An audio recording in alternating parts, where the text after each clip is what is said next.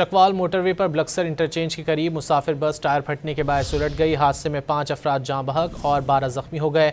मजीद जानेंगे don news के नुमाइंदे अब्दुल गफ्फार मिन्हास से। अब्दुल गफ्फार, क्या तफसीलात हैं इस अफसोसनाक खबर की? जी, ये मोटरवे पर बलकसर इंटरचेंज के करीब धोक सिजाल के मकाम पर मुसाफिर बस टायर फटने से उलट गई, जिसमें 5 अफराद जाँ बहक और 12 शदीद जख्मी हुए हैं।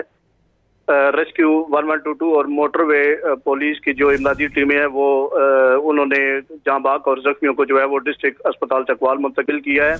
हादसा की इतला मिलते ही रेस्क्यू टीमों के हमरा मकामी जो पुलिस है और district police officer Ahmed Moinuddin भी मौके पर पहुंचे। मुसाफिर बस नंबर JA 6871 रावलपिंडी से लाहौर जा रही थी और इसमें 40 मुसाफिर सवार थे। जी, बहुत शुक्रिया अब्दुल गफ्फार मिन्हास इन तफसीलात के लिए।